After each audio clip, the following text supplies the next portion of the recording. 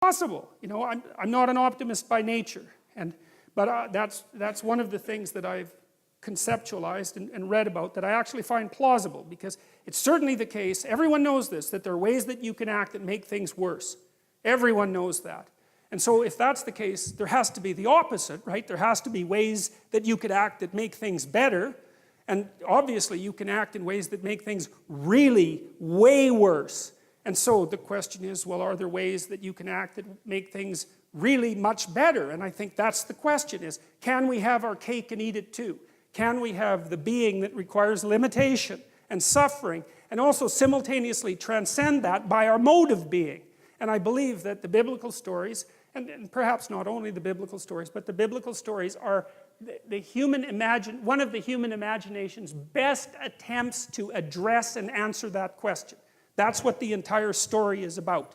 So the first of it is the catastrophe of the collapse of self-consciousness and the entrance of humanity into history. And the rest of it is, okay, now we're in history. Now we know that we're going to die. We know about our mortality. We're conscious of our own being. Is there a mode of acting in the world that allows that to be justifiable, or maybe even more, that allows that to be triumphant? And then I would also say, maybe it's worth finding out, you know. That's the other thing that's so interesting, because you've got this short time on Earth, and there's lots of things that are very, very difficult to contend with, and you have the problem of tolerating yourself even in all your insufficiency. And one of the things that seems to me to be the case is that if you adopt a sufficiently profound mode of being, if you attempt to do that, then the mere act of lifting up that weight is enough to justify the fact that you're insufficient and mortal and bound by tragedy. And I believe that, and I believe people believe that, because if you watch how people act, they look for people they admire. And they do admire people, right? It's a natural phenomenon. You see it starting with children. Children admire and then they imitate.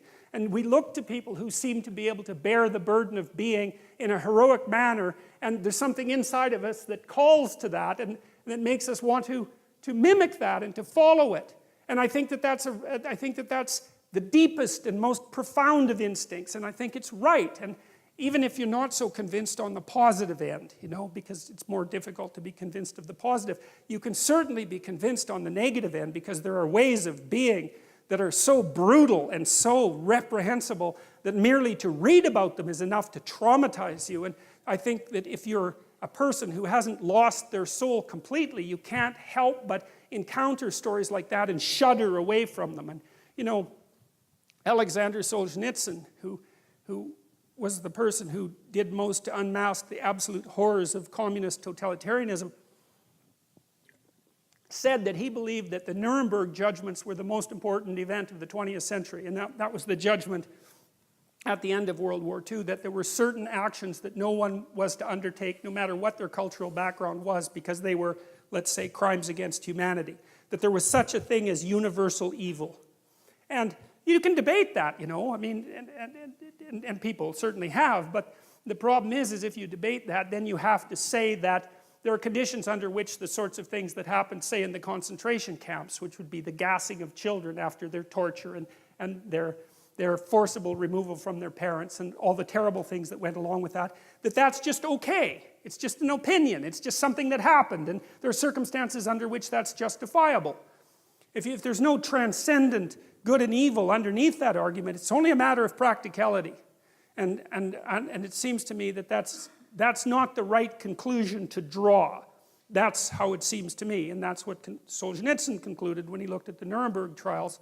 So the notion that it was good, well, even if you don't believe that, and you know, because maybe it's not as good as it could be, I would say it's incumbent on you as someone who participates in the process of furthering creation to act as if it could be good at least, and to further that with all of your efforts. Partly because what the hell else do you have to do that could possibly be better than that could possibly justify your existence more than that?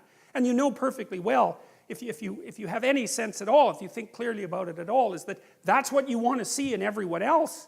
You know, you're desperate and maybe you're cynical, and now and then someone appears that acts at least momentarily like a light in the darkness, and that lifts your spirit up and gives you a little bit of hope and maybe helps you continue on. Well, that's obviously a call to being.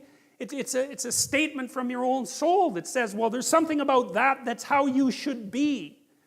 And maybe then, well, we get a chance to participate in what is good.